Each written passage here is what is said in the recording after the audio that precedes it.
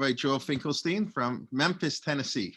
And he's been the rabbi of the Anshe Sfard Beth El Emet Synagogue in Memphis since 1997. Even though, as far as I know, Joel is an Ashkenazi, he likes the Sephardim because he previously served as the assistant rabbi in the Spanish Portuguese shul in New York. So and I know when he was serving there as the rabbi, he would talk about all the Sephardic minhagim that, of course, he observes and he picks up. So it's a pleasure to welcome him. We know each other, I guess, a little bit from the Yeshiva University, and it's nice to be able to connect online. He's been serving the community there for 23 years. And Bakashev, Rabbi Finkelstein, we look forward to your shir. Thank you so much. It's a pleasure to be here, and I thank you, Rabbi Kelman, for being invited back. I guess is a good compliment. I spoke once before and here at the Torah in Motion, so I'm happy to be back again, and it's wonderful to see a wonderful crowd that you get from all around. So welcome to one and all, and thanks for taking your time to study with us. It always intrigued me that the story of Avraham saving his nephew and basically conquering the entire Israel to save his nephew is not prominent in our education for our children and for our own memories from childhood. My memory of that story is that there were 5 kings, they were fighting 4 kings, and I couldn't understand who was on which side, and it's hard to remember. And yet, really, this is such a remarkable story that there were 5 kings fighting 4 kings. 5 were the local ones. I remember that because sort of they were the little city states in Canaan. It was the hick town, and they were fighting against the 4 major powers, including Hammurabi himself from Babylonia and the north, and they had been submitted to their authority, and then they made a rebellion in the Canaan area, and the northern powers came down to show their force, and when Lot was taken, Avraham had to save him. And with that, he was given a blessing by Melchizedek, and he had some exchange with the king of Sodom as well. So you ask yourself, here's Abraham conquered Israel. He defeated, with 318 men, he defeated the northern major powers.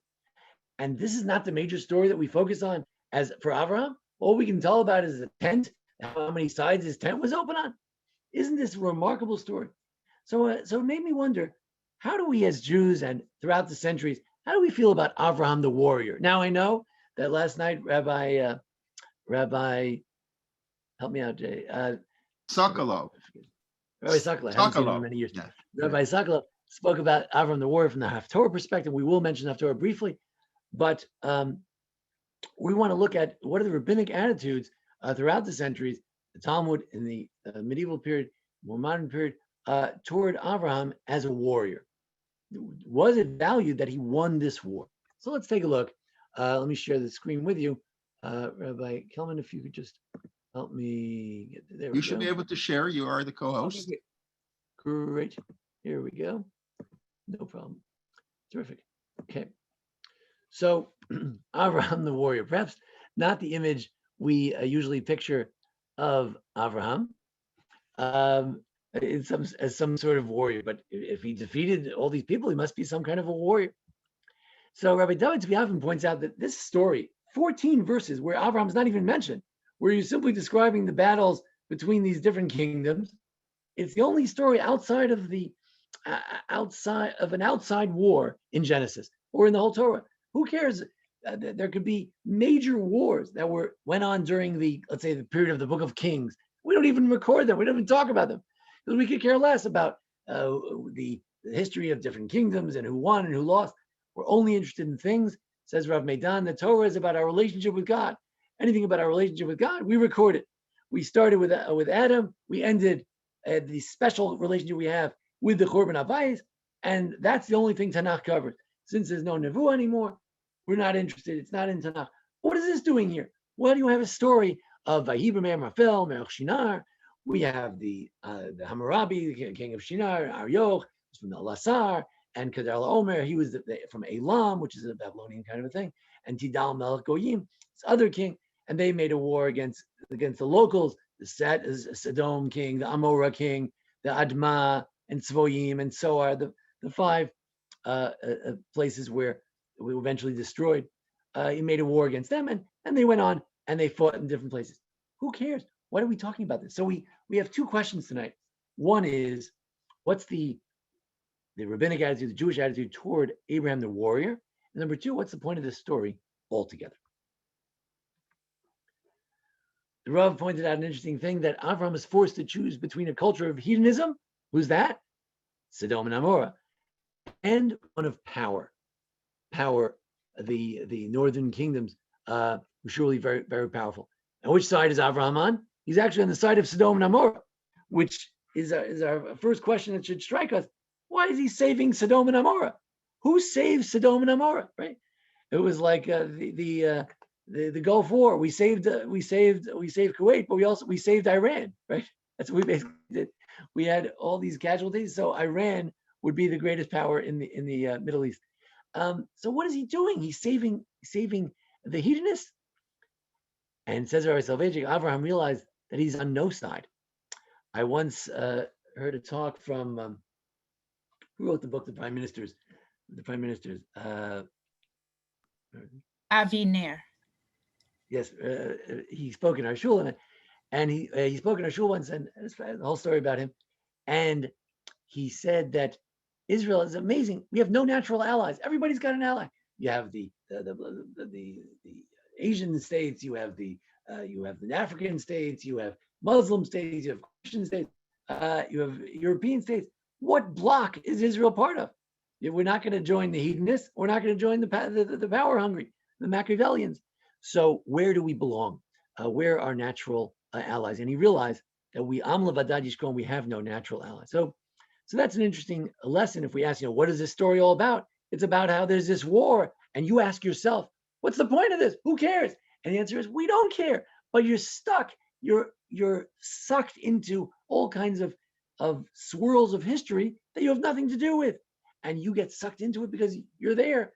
There we are. It's like, if anybody knew the Woody Allen movie Zelig, and no endorsement of Woody Allen here, but Zelig, that he was this character that at any point in history he was always there, and there at any point in history we're always there with all these great powers, and we have nothing to do with them. We have nothing in common with them. But there he is. There's Abravanel with Ferdinand and Isabella.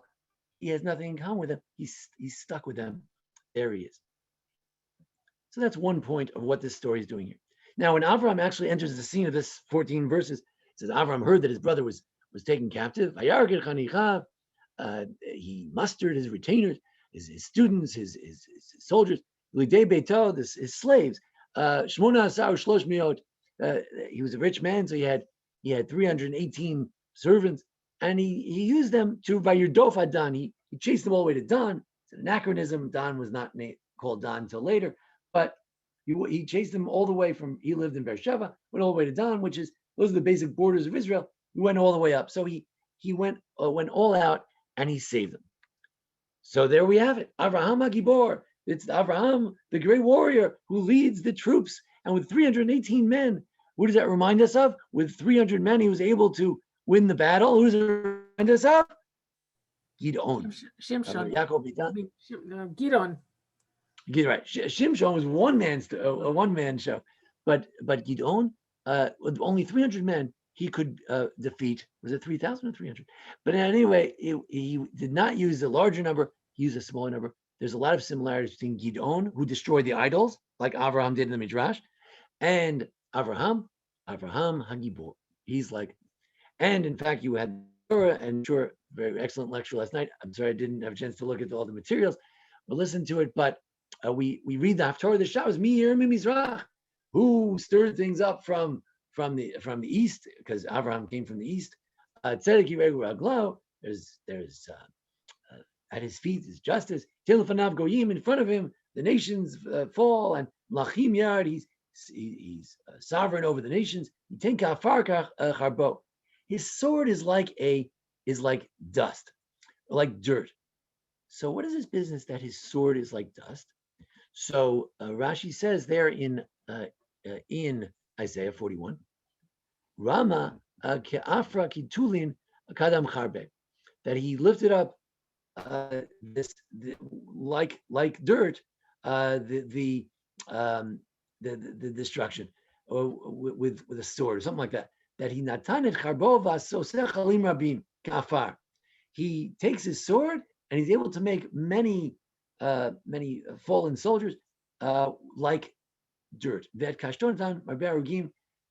He with his bow and arrow, he was able to have many who fell. Right. So, but this idea that he fought like dust is alluded to in a wonderful story of the Nachum Ish Gamzu in Sanhedrin. The story was that they said, well, who's going to bring a gift to the Caesar, to the emperor? So they said, well, Nachum Ish Gamzu, if anything happens, there'll be a miracle and he'll be saved. So he goes, he takes his box of gold, he sleeps over at a hotel for the night. The hotel owner steals his box of gold, puts dirt in it.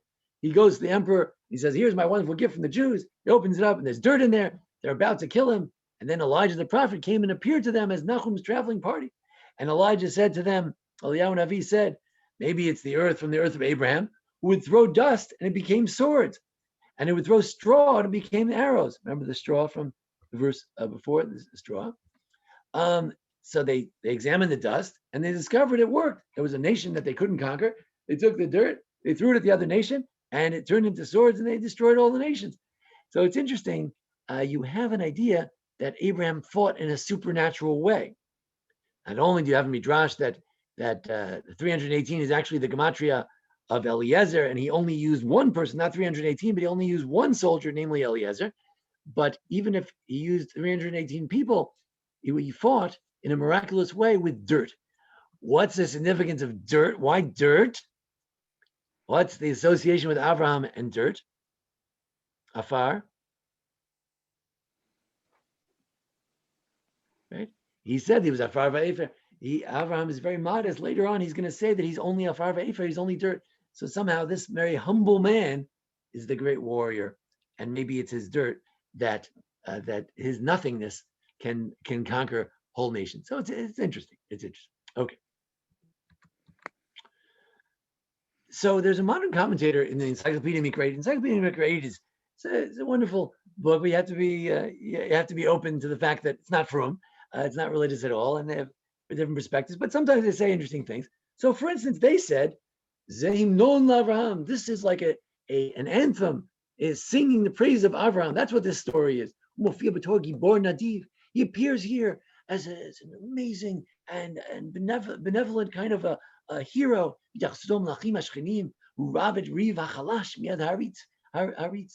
fights the fight of the weak, right? From the strong. And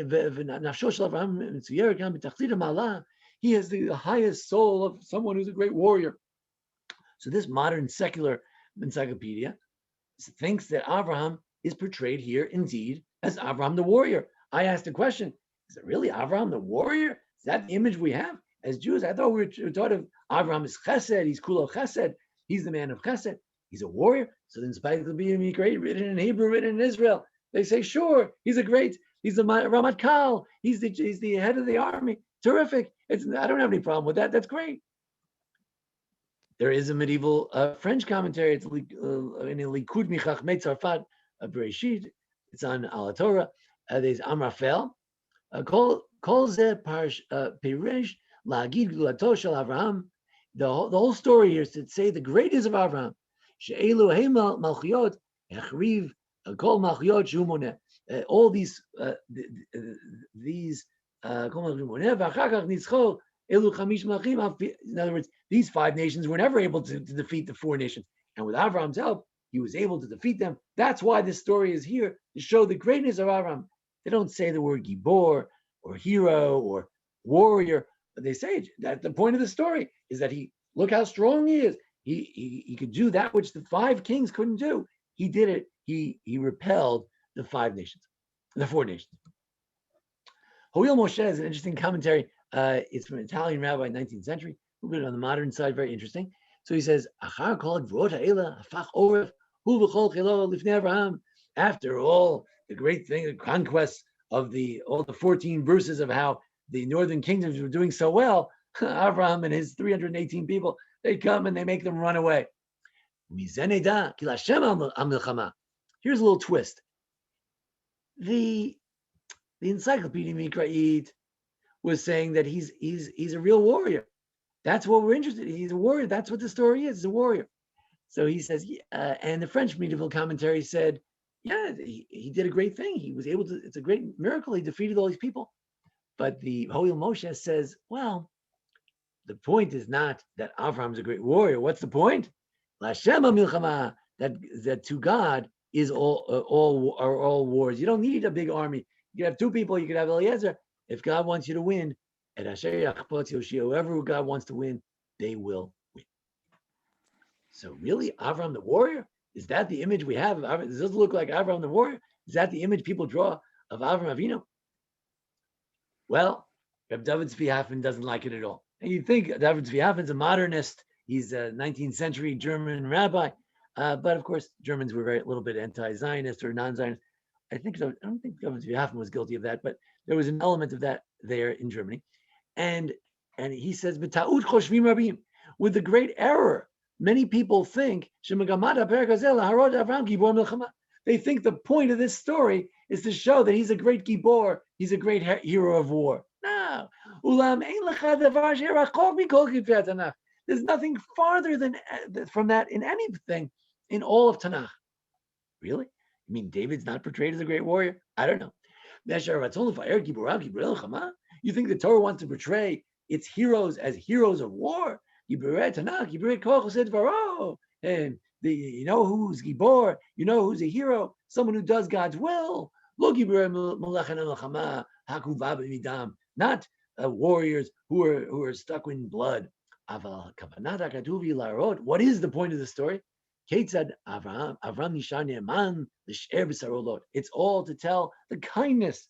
Our first grade teacher was right. Don't tell the kids about this war. Tell them about Avraham's kindness. That's the important thing, that he wanted to save his nephew. Even though Halani fragmented him, even though Lot was a no goodnik, he left Avraham. He does the good because he wants to do the right thing for his nephew. He doesn't care that the nephew is no good. He's not looking for anything for himself, etc., etc. And he says there's another point. Derech Hagav,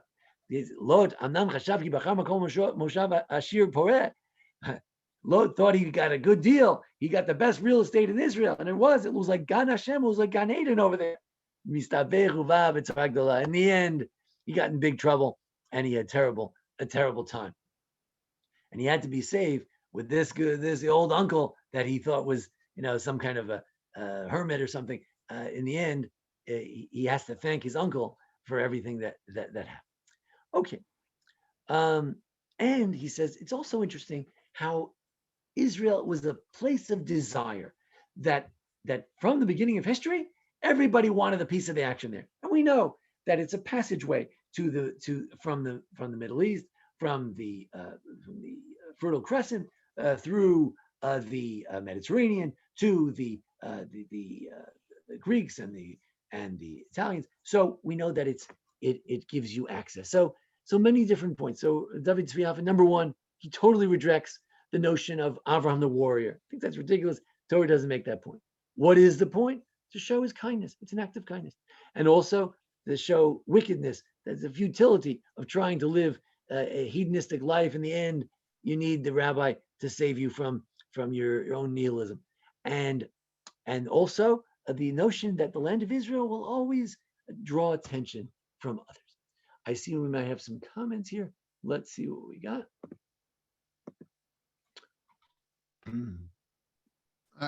No comments yet, really. You can wait till the end to the comments. Okay, fine.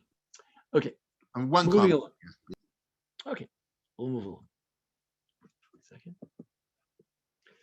second. So then we ask, was it even a good idea? I mean, he's got 310 people against 4 major kings. It's a very dangerous kind of thing. How could he get involved in this? How could he even do this? Is it a good idea? So Rabbi David Tzvi Hoffmann says, warrior, who cares about warriors? You think we're interested in portraying people as warriors? Number 2, was it even a good idea to go into this war? Like people in America, we always question the Iraq war. Was it a good Vietnam war? Was it a good idea? So Rabbi Meir Spiegelman was one of the fellow I knew from Bnei Akiva. But anyway, he said, Lulei Davuto shel Avraham, If Avraham had stayed out of the war, everything would have been great. The northern kings would have taken Lot, the no-goodnik, and Sodom, the no-goodniks, and thrown them out of Israel. Avraham could have marched into the beautiful Gan Eden like a Jordan Valley. He could have lived there like the Mashiach would have arrived. When Avraham took the people that God had exiled from the land and he brought them back to Sodom, he forfeited the opportunity to inherit Sodom as his place. Said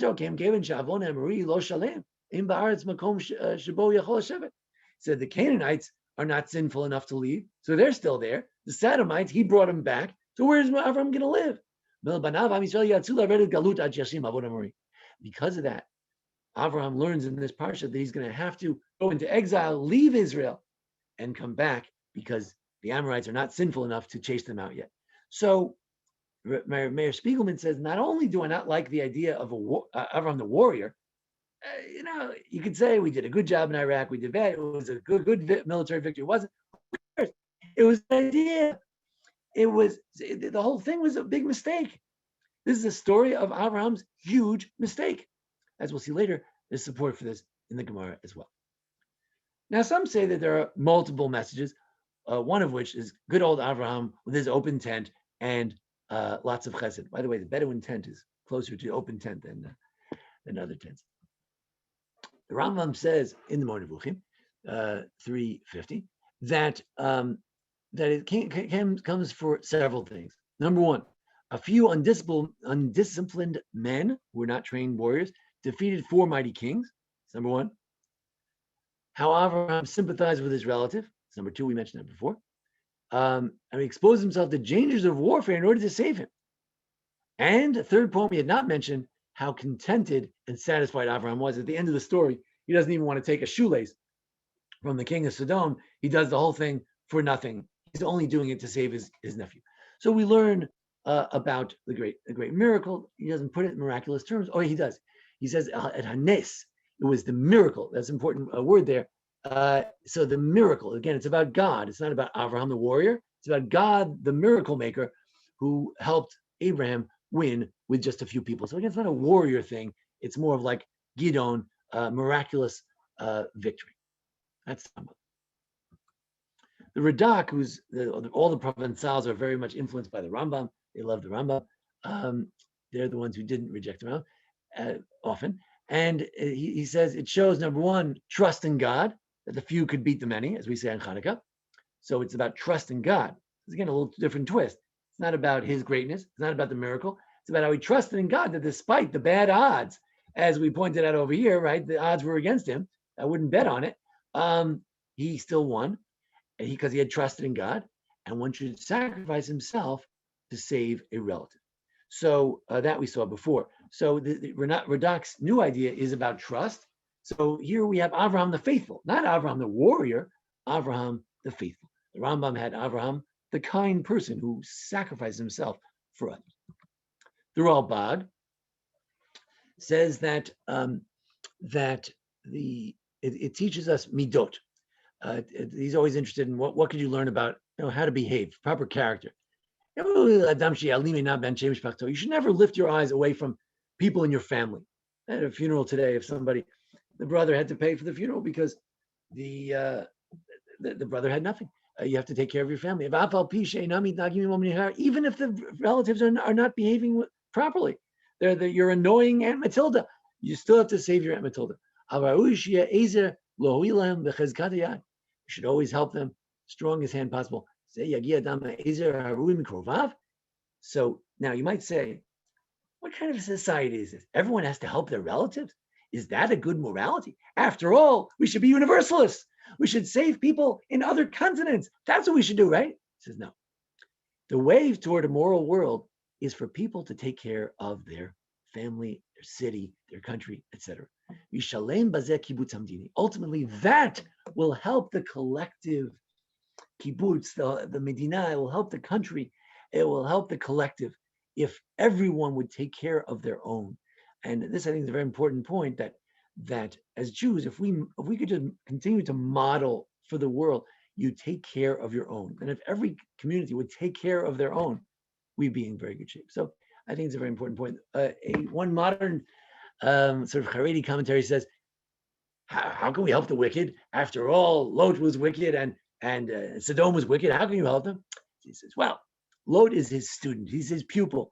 He came with him from the old country. If this is his fate, that he dies and he's taken captive and he's tortured, then it ruins Avraham's reputation as the one who brings good to others.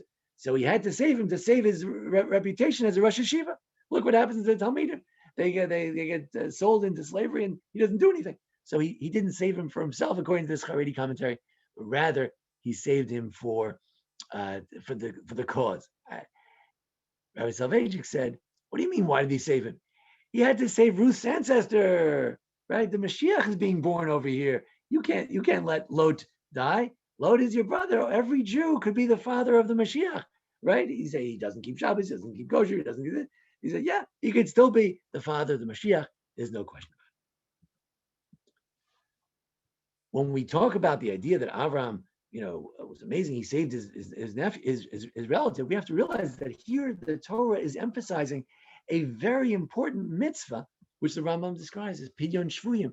The Rambam, in one paragraph, it's very uncharacteristic. In one paragraph, he says twice, Ein lecha mitzvah rabba k'pidyon shvuyim. There's no mitzvah gedola or rabba. There's no greater mitzvah as big as the redeeming the captives. So the Rambam believes that redeeming captives is an amazing mitzvah, and that's what this story is about. Why don't our Sunday school teachers, our first grade teachers, tell us more about this story and emphasize why this is the greatness of Avraham? Forget the tent. This is the greatness.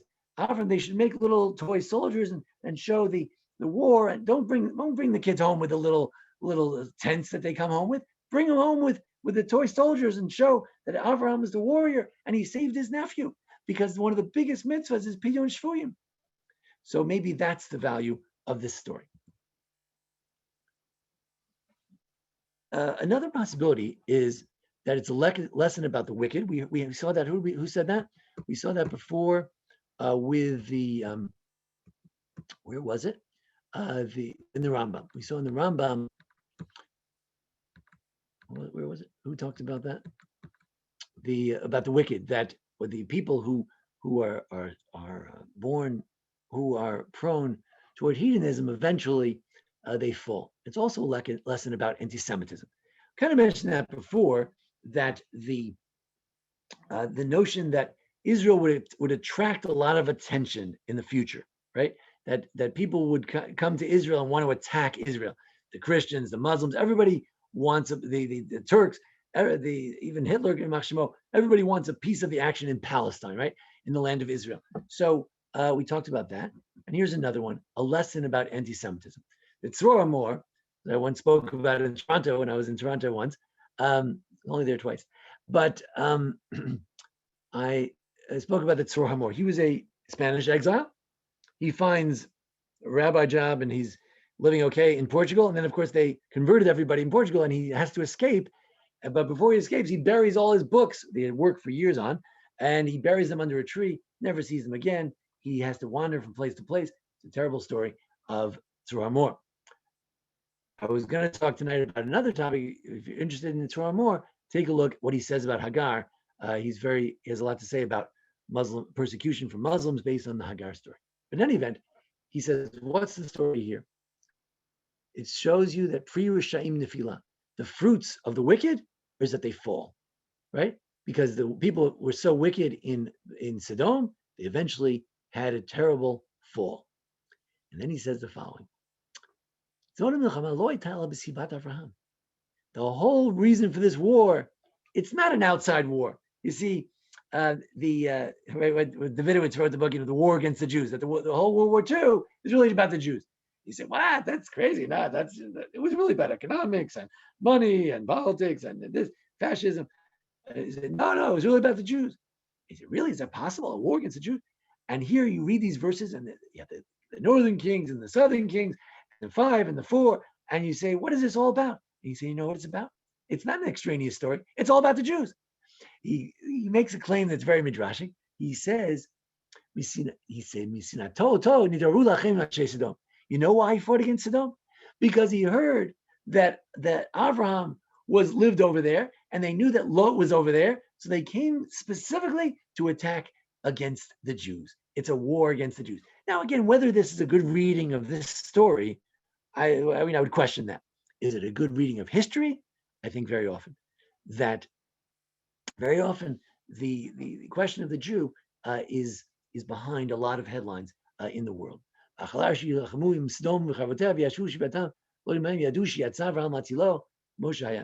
all, it worked. They attacked Lot, and Avraham came out. It was really a war against Avraham. It was really a war against the Jews. So it's an interesting idea. It's a lesson about anti-Semitism. It's a lesson about wars and about world history. If you want to stick with a more holy image rather than the warrior image, here's another image, Avraham the highly respected, as God had promised. Who's that? The Rabbi, in another idea, says it shows you the stature of Ma'alat Avraham, the stature of Avraham in that land.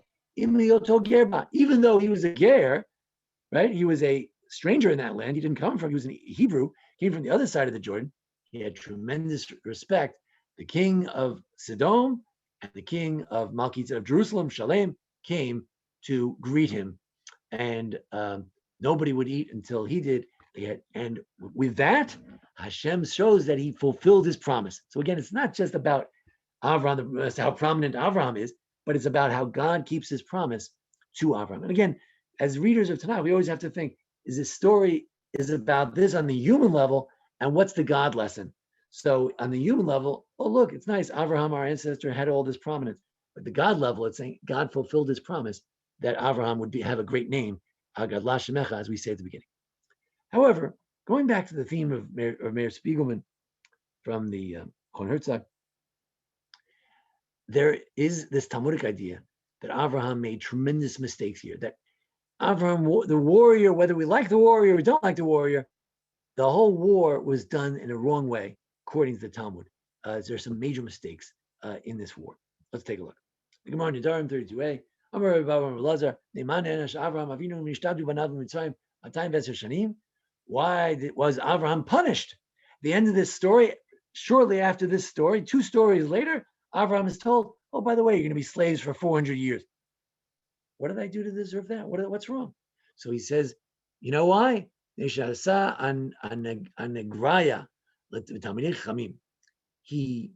made a draft against Talmud scholars. Now, as Rabbi Dan pointed out, one would think that this would be a great source for Haredi Jews, that in Israel, again, not all Haredim, but some Haredi Jews in Israel who don't want to fight in the army, they could say, you see, if you draft scholars like Avraham's 318 students who were great scholars, if you draft them, you use tremendous punishment. You don't draft scholars. But Rabbi Dan says, that's a simple read of it. Rabbi Dan at Yeshivat Har Tzion, my Rabbi, he said, wait a second. If you have a good war that's being fought for a good cause, so of course you should join the war. Even the bride and groom should leave their chuppah and go fight the war. But it wasn't a good cause, because what happened? Avraham gave it all back, right? They conquered Sinai Desert and then they gave it back. So then what was the point of it? I don't know. That's a different story. But if you conquer something, you give it right back. So then what's the point of it? And if you, so it's not that he drafted them for a good cause. That would be fine. But if you draft them for a bad cause, shame on you. What are you wasting your time for? Will we care whether Sodom controls Israel or whether Amraphel controls Israel? Who cares? Let Amraphel be in charge. We're Jews. We don't care. So that's theory number 1. Theory number 2 and 3.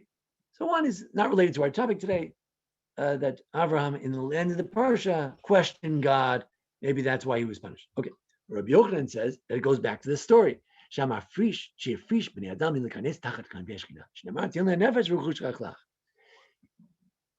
the king of Sodom, says to Avraham, look, I'll take the people. I want to be in charge, and I want to help them live their nice hedonistic life under my authority. And you can take all the money. So Avraham says, I'm not taking any money. What about the people? He doesn't take them either. So he says, wait a second. Avraham is the soul maker. Avraham's the guy who makes all these souls and he brings them under the divine wing. So here is he has the entire country from Dan, from up north, from the Golan Heights down to Beersheba, and according to Rav, as we'll see later, according to Rav Meidan, even from this Transjordan, he has all these people, and they're under his tutelage, and they all owe him a great debt of thanks, and they belong to him, and he just gives them to the king of Sodom. What is he doing? He stopped all these people from coming under divine wings. He forgot his whole mission. He conquers it. Great job. God promised Israel to Avraham, and he gave it to him. And there it is in his hands. And he's got all the people. And he can continue the great yeshivas that he had set up to influence the thousands of people, the Rambam says, who were influenced by Avraham. And the 318 men, he could add to them all the people of Sodom, who would certainly do tshuva now that he saved them. And instead, he gave them all back to the king of Sodom. So Avraham the warrior, I don't know, maybe it was a nice thing to fight the war, but he botched it up in the end. The follow through, like the George Bush Jr. The question is, what do you do the day after? When you win the war, what's the next plan? What happens after that? And that's where Avraham fails. This notion that Avraham had the whole world in his hands is found in Rashi, quotes the Midrash from Genesis Rabbah, that what? Midrash explanation says, Rashi, Emek Shaveh, all the kings came to Emek Shaveh. Emek Shaveh means it's a flat valley or something. But he says, no, it's a valley where all the nations unanimously agreed. They were Shaveh, they were equal. Everyone agreed in appointing Avraham as prince. Here's the Midrash itself. Rabbi Brachi, Rabbi Chida, Rabbi Shmuel ben Nachman. Shmuel ben Nachman is one of the great Agadic authorities. Shesham hushvu kol v'chovim. All the Gentiles agreed. The Kitzu Harazim, they chopped down trees. They made a big bima, big platform, a auditorium there, a stadium. They put Avraham top of the podium, and they would praise him. And they said, to him, Melech Melochat Aleinu, be the king over us, be the Nasi over us, be the president, you be our God. So he says, nah, the world has a king, the world has a God, you don't need me. He had the whole world in his hands, and he blew it. He blew the whole thing. Maybe Avraham the warrior, yes, wonderful, but his follow-through was horrific, according to this Midrash, according to this Gemara. According to this, is there anything wrong with Avraham the warrior? Maybe there's nothing wrong with him being a warrior, but he's not good with the follow-through. Right? George Bush asked his advisors, what happens after you conquer it? They said, oh, then you own it, and you have to pay for the plumbing and everything. He said, oh, that's not good. What do we do about that?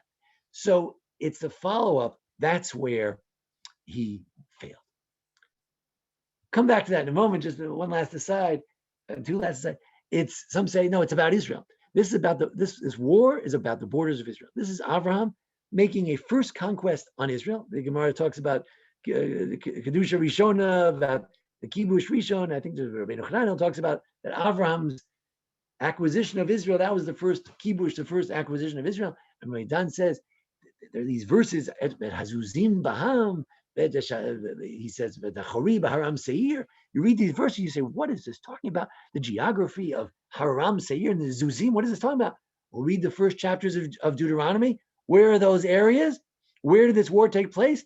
In Transjordan. The Chori, that's where Esav is going to be. Abraham's grandson Esav is going to be there.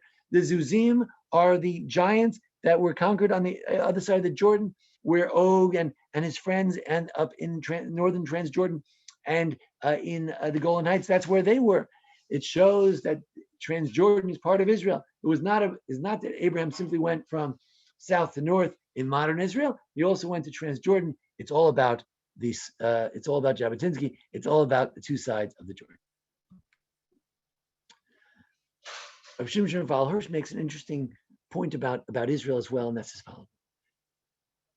Avraham becomes Jewish. He comes to Israel. His first problem is a famine. Second problem is there's a war. He says, what's going on over here? These are the worst things that can happen to a person. War, famine. He says, Israel is Nigura Gamur Shel Mitzrayim. It's the opposite of Egypt. The fruitfulness of Israel depends on God. Its standing internationally depends on other people. It cannot stand. It cannot hold up against invaders from the south, from Egypt, from the north, from the Fertile Crescent. Land of Israel leans toward famine. It's a borderline. Israel is on the borderline of a desert, by the way. And it is often dependent on various powers, north and south. Its place in the what do you call it, somet, in the interchange between different roads going in different directions, makes it the connecting piece of Europe and Asia and Africa. It led to the fact that all the nations are always trying to get it. It tells Avraham at the get-go, this is going to be tough. You're going to have a lot of people who want to live in this land. There's going to be famines because it's a near desert country. You're going to have invasions. That's the way it works in the land of Israel. It's a very sad and tough message about the land of Israel, according to Rav Samson and Rav Hirsch. And it's about the future. Why do you have 4 kings? Anybody know an association with 4 kings? What do you mean? There will be 4 kingdoms that will come to conquer the world, and we will be subject to them, the Babylonians, the Persians, the Greeks, and the Romans, and we will be subject to all of them. And in the end, we'll conquer them all, and in the end, we'll get all their wealth as well. As it says in Isaiah, they'll come with boats of gold to bring it to us. That asteroid out there, they'll bring it over to us. We'll have enough money for all the yeshivas. But in any event, so that's Ramban's idea, is that it's about the future. But finally, let's go back to that idea of Avraham the Warrior. I want to share with you a thought from a wonderful sefer that I was given by Rabbi Burrow. I was in St. Louis for Rabbi Kelman de Mezra was in St. Louis a couple of years, and I worked with Rabbi Burrow. And Rabbi Burrow gave me a sefer. He was moving to Israel, so he gave me the sefer of some Holocaust survivor. And he writes an interesting theory. It's called the Beis Asher. His name was Asher Zelig Shalom of Dala. That was his town where he was the Hasidic Rebbe in Dala. And they tell about how he was in great joy when the Nazis shaved his beard off and they killed him. He was with great joy. He wanted to do the mitzvah of Kiddush Hashem. And he writes the following. We know from the Book of Kings, in the story of, I think, the Isha Shunamit and Elisha, that it's Eliyahu and this other woman who had the children, who had child, and the child died. So she says, did you come here to remind God of my sin? You know why I lost my son? You know why my son died in the field? Because in proximity to you, Eliyahu, we all are a bunch of sinners and we die. When God judges us, when we stand by ourselves, we look okay, we're good enough. But when we stand next to you, we look pale in comparison to you, and it kills us. Comes the Rebbe from Dala, and he says, Vayidof Adan, you know what happened? He says, we see the Isha Shunamit said to Elisha, maybe I got the wrong verse, you came here to remind me of my sin. When a great tzaddik comes among people who are very low, it makes God wonder, who are all these people around him? And through that, God checks all these people. So when the tzaddik walks among the wicked, he says, there's a great many lawyers come into heaven against these other people, and he chased them to Dan. Dan is judgment. When he chased them, they were all judged by God, and until they were convicted. All these people were convicted, and that's what happened. As Avraham marched with his men through Israel, what happened? They all dropped like flies. They were all judged. He didn't lift a sword. He's not Avraham the Warrior. In this vision of this pacifist man who died at the hands of the Nazis, right? And this Hasidic Rebbe, Avraham the Warrior, you know what his war is? Shalom Aleichem, how you doing? Nice to see you. Have a nice day. And as he's walking, everybody's dropping like flies, because in proximity to the great tzaddik, they're all being judged by God. They're judged until they all drop dead. But so it's not Avraham the Warrior, but Avraham the righteous, who with his righteousness kills people by their proximity. So it's an interesting shot by a victim of the Holocaust, Yehi Zichro Baruch. So finally, what are we left with? Avraham the Warrior, is that the image? Tzvi Hoffmann strongly disagrees. We had Rabbi, we had We had we had some modern commentators who did. We had the interpretation of the Gemara in Sanhedrin that he was a great warrior. He did miraculous wars. Maybe there is such an image. Clearly, many rabbis were not so comfortable with Avraham the Warrior. Some people had problems with the war itself. Or maybe it's the image of Uncle Avraham, the notion of what a good uncle he was to this no good nephew. What a kind man he was. It's all part of Avraham's kindness. It has nothing to do with warrior. Or no, maybe he's a hesdernik. Maybe it's the idea that he's both a man of war and a man of love. Because after all, our job is to walk in God's path, to walk with God. And what is God? God is Ish Milchama. He's a man of war, and God is one of infinite chesed. Forever is his kindness. That's what a Jew has to be: person of war, person of kindness. You have to have both together. It's a very difficult combination, but maybe it can be done by the best of them. And that was Avraham. He was able to be both. He was a man of war, like David HaMelech, man of war, and a man of love and kindness. So maybe that's the message. So if we ask ourselves, why were some rabbis so hesitant about Avraham the Warrior? And how do you feel about Avraham the Warrior? And do we speak enough about this story? Those are my questions I'll leave you with. If you'd like to have a little discussion at this time or any other questions, I'll entertain them now. Thank you very much. Okay, thank you. There are a couple questions, I believe. You want to take a look? You want me to?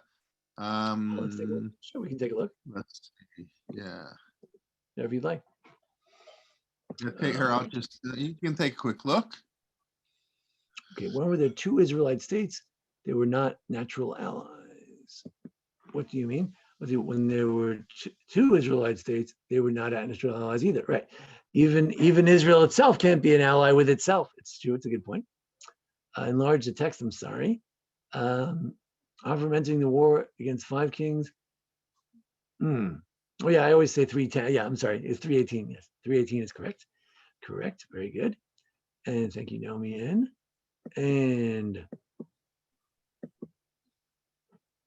Haredi modern commentary. I believe that was Rav Sternbuch, if I'm not mistaken. Conquering and holding, ruling are not the same in modern times. Iraq. Yes, conquering and holding. Right. Right. I think that's what I was trying to say. Yes, I agree. Why do they quote Rav Hirsch in Hebrew? Because it's easier to cut and paste it from Al Torah, right? When they'll put the translation in there, I'll do that. But yes, I could have taken the picture. It's true. I also like reading Hebrew. Do Hirsch in German, yeah. All right, thank you. Listen, like much of the Parsha, like everything in Chumash, Chumash is ambiguous. That's what I spoke about actually 2 weeks ago, how ambiguous the Chumash is, leading us to multiple ways to interpret the story. It's got strengths and weaknesses, but anyways, yeah. Thank you very much. Okay, just next week, Wendy Amsalem will be giving the shir. The week after Rabbi Benji Samuels, and the week after Michael Whitman. Well, we'll post it up. I have most of the weeks, not all of them filled up through the end of Shmot, and so as we said, this will be a rotating share every week. We'll get a taste of hopefully a wide variety of people, and I think that's something nice. So I hope you'll join us, and like I always say, bring your friends. Sunday mornings, that's our next year. Rabbi Leibtag continuing his shir on from Cyrus to Lord Balfour, the books of Tanakh by Cheney period, and its application today. And then, as I'm sure many of you know, 12:15, just after that, Rav Yosef Tzvi Rimon, one of the leading, poskim, one of the leading rabbanim in you want to call it the modern Orthodox religious Zionist community, whatever you want to call it, will be speaking on technology and Shabbat, what Shabbat will look like in the future. One of the things he said, like, can you have your robot make, tea for you on Shabbos, or heat up, do some cooking as when you're coming home from shul for you. Anyways, we'll discuss some of the issues both from a halachic and machshava point of view. Zeh hashir bivrit, k'moshe marti yashir lefamim osim shir bivrit as shir b'yom rishon, and then we'll continue everything for the week. So I want to wish everybody Shabbat Shalom. If anybody wants to talk, say any questions, now's the time. And be well, be safe, and we look forward to learning with you next week. Thank you. And thank you, Rabbi Finkelstein. Thank you. Say hello, and hopefully